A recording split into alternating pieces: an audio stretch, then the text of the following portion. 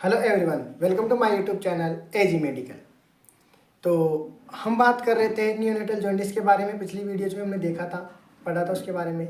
Management में हमने बात की थी फोटोथेरेपी के बारे में।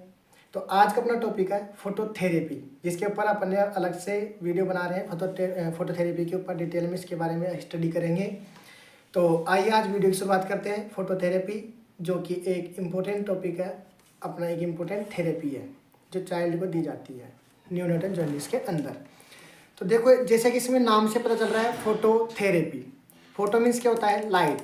लाइट के थ्रू अगर ट्रीटमेंट किया जाता है तो उसे बोलते हैं फोटोथेरेपी। यानी कि ये क्या है? एक प्रकार की लाइट थेरेपी है। ठीक है, इसमें हम लाइट का यूज करते हैं। अब यहाँ पे बात आती है कि जो लाइट हम यूज लेंगे, ठीक है, क्या वो सनलाइट लेंगे या फिर अपन जो है अपने आर्टिफिशियल जो लाइट लेंगे। तो सनलाइट का इसमें यूज नहीं करते हैं। अब इसमें दो प्रकार की लाइट यूज ले सकते हैं, एक होती है CFL और एक होती है LED। ठीक है, आपने नाम भी सुन रखा होगा, CFL कॉम्पैक्ट फ्लूरोसेंस लैम्प, और LED होती है लाइट इमिशिएशन डायोड। तो अगर CFL और LED दोनों ही लाइट हम यूज ले सकते हैं, लेकिन जो सबसे इफेक्टिव रहती है, मोर इफेक्टिव अगर आप देखो तो कौन सी होती है? अपनी LED। यानी LED का हम जो है यूज करेंगे तो वो ज़्यादा इफेक्टिव देखने को मिलती है। ठीक है, नेक्स्ट हम बात करें कि ये जो लाइट हम यूज ले रहे हैं, इसका कलर क्या रखना चाहिए। तो ये जो इसकी कलरिंग होती है लाइट की, वो कैसी होती है? ब्लू होती है। ब्लू रेज का हम इसमें यूज लेते हैं। ठीक है, कैसे ये काम करेगी वो हम आगे अभी मैकेनिज्म में पढ़ने वाले हैं। तो ब्लू रेज का हम यूज लेंगे। अगर बात करें इस वेवलेंथ की, क्योंकि हम जानते हैं जो लाइट है, ठीक है, लाइट की जो रेज होती है वो उनकी जो वेवलेंथ होती है, तो उनकी जो वेवलेंथ है वो कितनी सेट रखनी है अपने को, कितनी वेवलेंथ होनी चाहिए उनकी। तो इनकी जो वेवलेंथ है वो 425 से लेके 475 के अराउंड इनकी क्या होनी चाहिए? वेवलेंथ होनी चाहिए।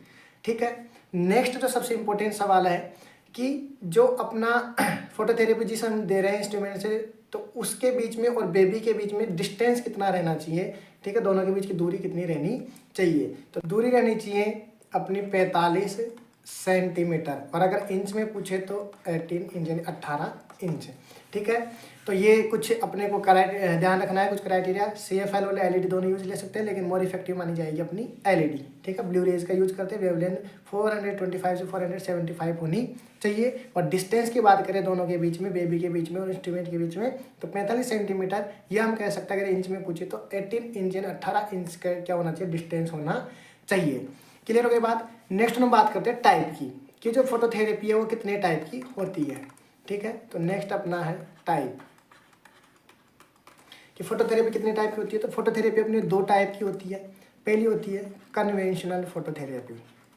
कन्वेंशनल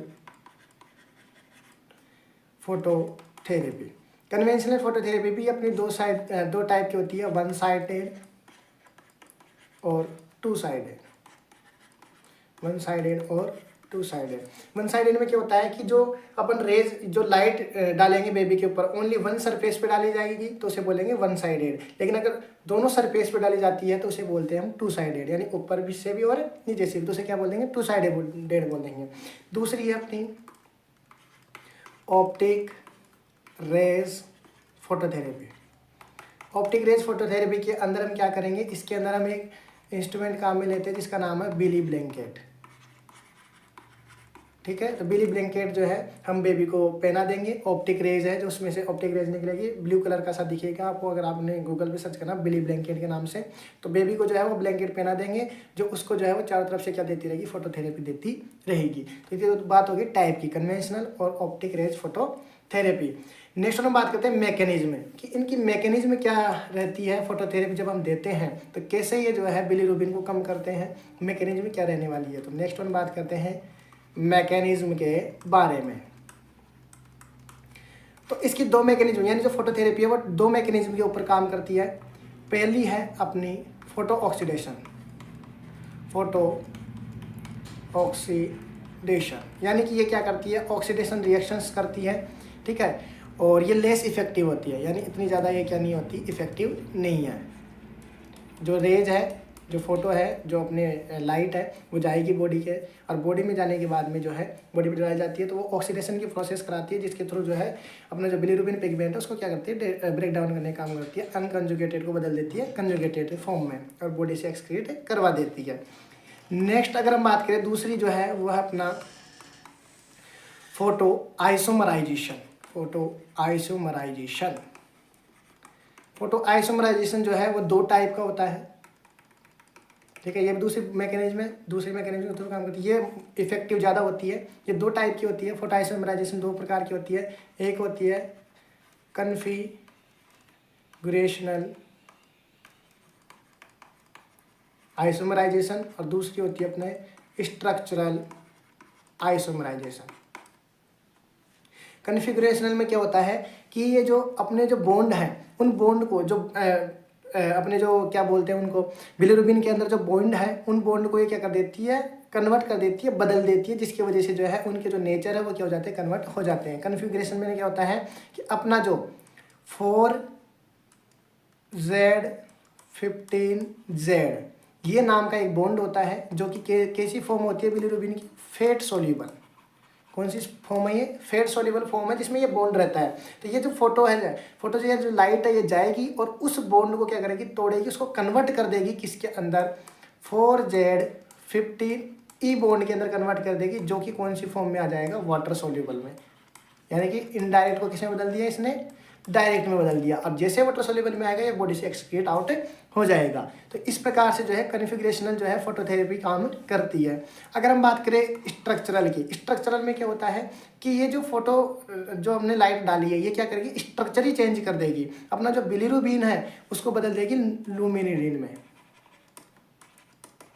किसे बदल देगी, लुमिनिडिन के अंदर कन्वर्ट कर देती है। स्ट्रक्चर को पूरी की पूरी स्ट्रक्चर को क्या कर देगी, ये चेंज कर देगी। कन्फिगरेशन में ओनली बॉन्ड को चेंज करती है, फॉर्म को बदलती है, जबकि स्ट्रक्चरल के अंदर क्या कर देगी, पूरी जो स्ट्रक्चर है बिलिरुबिन को किसमें बदल देगी, लुमिनिडिन में बदल देती है। तो इस प्रकार से ये दोनों मैकेनिज्म काम करती है।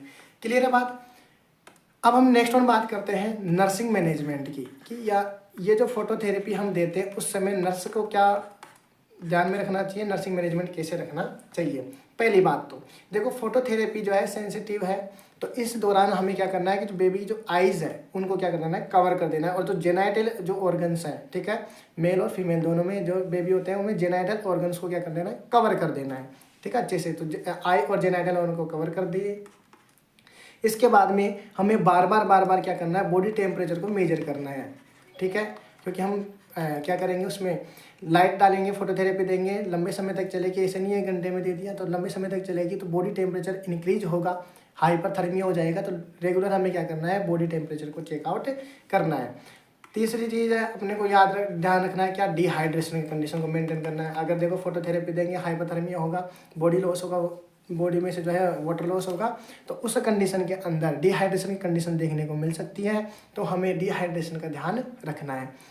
तीसरी चीज़ अगली जो नेक्स्ट चीज़ हमें ध्यान रखनी है कि हमने फोटोथेरेपी दे रहे हैं एक साइड से, तो लगातार हमें हर 2 घंटे के अंदर बेबी की जो पोजीशन है उसको क्या करना है, चेंज करना है, ताकि पूरी बॉडी के ऊपर क्या हो सके, अच्छे से फोटो जो रेज है, लाइट रेज है वो अच्छे से डल सके। तो बॉडी टेम्परेचर ध्यान रखना है, डिहाइड्रेशन का ध्यान रखना है, और पोजीशन को हमें रेगुलर क्या करना है, चेंज करते रहना है। इसके बाद में हमें क्या करना है, यूरिन आउटपुट को क्या करना है, मेनटेन करना है। यूरिन आउटपुट का जो है चार्ट हमें मेंटेन करना है। अगर फोटोथेरेपी के दौरान जो है 6 से 8 बार यानी 6 to 8 टाइम जो है यूरिन पास किया जाएगा बेबी के थ्रू, तो उसको भी हमें क्या करना है, मॉनिटर करते हुए रहना है, वाइटल साइंस लेते रहना है। तो ये कुछ नर्सिंग मैनेजमेंट है जो बेबी फोटोथेरेपी के दौरान जो है नर्स को अच्छे से करने चाहिए, ध्यान रखने चाहिए। नेक्स्ट हम बात करते हैं कि क्या क्या कॉम्प्लिकेशन हो सकते हैं। फोटोथेरेपी तो हम दे रहे हैं, लेकिन कॉम्प्लिकेशन क्या क्या हो सकते हैं। तो पहला ही कॉम्प्लिकेशन अभी मैंने बताया कि आपको क्या हो सकता है, डिहाइड्रेशन, ठीक है। फोटोथेरेपी देंगे, बॉडी से वाटर लॉस हो जाएगा और डिहाइड्रेशन की कंडीशन हो सकती है। तो बेबी को जो है लगातार ब्रेस्ट फीडिंग कराते रहना है, ठीक है, रेगुलर क्या करवाना है, ब्रेस्ट फीडिंग कराना है, ताकि डिहाइड्रेशन की कंडीशन से बचा जा सके। दूसरा, फोटोथेरेपी देंगे तो बॉडी का टेम्परेचर बढ़ेगा और क्या हो सकता है, हाइपरथर्मिया। तो इसलिए हमने नर्सिंग रेस्पॉन्सिबिलिटी में बोला था कि रेगुलर क्या करना है, बॉडी का टेम्परेचर मेंटेन करते रहना है। तीसरा एक कंडीशन हो सकती है जिसे हम बोलते हैं bronze baby syndrome. Bronze baby syndrome नाम की कंडीशन देखने को मिल सकती है। ब्रोंज यानी क्या होता है, अपना कॉपर, तांबा बोलते हैं, ठीक है। तो जो है ब्रोंज बेबी सिंड्रोम के अंदर ग्रीन इस कलर का क्या हो जाएगा, बॉडी जो बेबी है, अगर लगातार लंबे समय तक फोटोथेरेपी हमने दी गई तो बेबी के जितने भी सिक्रेशंस हैं, चाहे वो स्टूल हो चाहे वो यूरिन हो, ठीक है, तो ये जो है ब्रोंज कलर के आने लग जाएंगे, ग्रीनिश कलर के आने लग जाएंगे, स्किन भी ग्रीनिश होने लग जाएगी। तो इस कंडीशन को बोलते हैं ब्रोंज बेबी सिंड्रोम। लगातार लंबे समय तक फोटोथेरेपी देने की वजह से ये कंडीशन देखने को मिलती है। तो ये 3 कॉम्प्लिकेशन है जो फोटोथेरेपी के दौरान हमें देखने को मिलते हैं। तो ये थी अपनी फोटोथेरेपी, जिसके थ्रू हम क्या कर सकते हैं, नियोनेटल जॉन्डिस को ठीक कर सकते हैं।